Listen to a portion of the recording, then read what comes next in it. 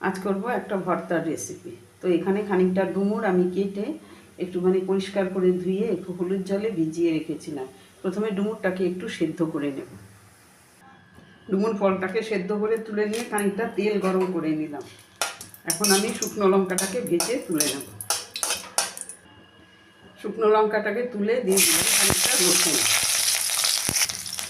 সেই সাথে একসাথে দিয়ে দিলাম একটা কুচিয়ে রাখা পেঁয়াজ, দুটো কাঁচা লঙ্কা, একটা টমেটো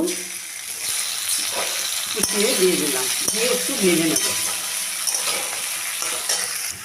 একই সাথে দিয়ে দেবো নুন হলুদ মেখে রাখা খানিকটা কুচো চিংড়ি, ছোটো চিংড়ি, একটু ভালো করে ভেজে নেব। কিছুক্ষণ ভেজে নিয়ে সেদ্ধ করা ডুমুর ফলটাও দিয়ে দিলাম, দিয়ে আরও কিছুক্ষণ ভেজে নেব। সব কিছু ভেজে নামিয়ে নিলাম। এখন আমি এটাকে বেটে নেব। সেই সাথে 4টে শুকনো লঙ্কা ভেজেছিলাম, সেটাও একসাথে বেটে নেব।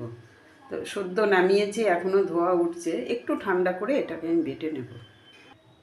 ভালো করে বেটে নিলাম, একদম মিহি করে একটু বেটেই মিহি করেই একটু বাটলাম। তো বাটা কীভাবে বাটলাম সেটা আর আপনাদেরকে দেখালাম না। যখনই ভর্তা করি তখনই শিলনোড়ার ডাক পড়ে, তো বাটতে গিয়ে নাকানি চোবানি খেলাম। অনেক দিন পরে শিলনোড়ায় হাত দিলাম। তো পেঁয়াজটা মিশিয়ে নিলাম, ধনে পাতা কুচি, ভালো করে মেখে নেব।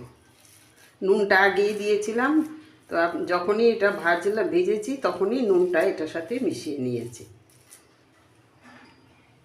খানিকটা কাঁচা তেল, সর্ষের তেল,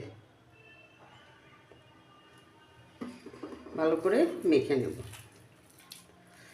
তো এরকম একটা ভর্তা যদি থাকে দুপুরবেলায় একদম ঝাল ঝাল করে, সেই সাথে আবার চিংড়ি মাছের সাথে, তাহলে তো খাবার কথা বলতেই হয় না কাউকে। কাউকে আর মানে জোর করে ডেকে এনে খাবার জন্য বসাতে হয় না। তৈরি হয়ে গেল ঝাল ঝাল ডুমুর ফলের ভর্তা।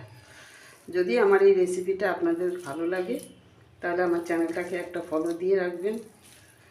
আপনারা নিজেরাও একবার বাড়িতে এভাবে বানিয়ে খাবেন, ভীষণই ভালো লাগে খেতে। তাই আজ এই পর্যন্তই, আবার নেক্সট কোনো রেসিপি নিয়ে কথা হবে।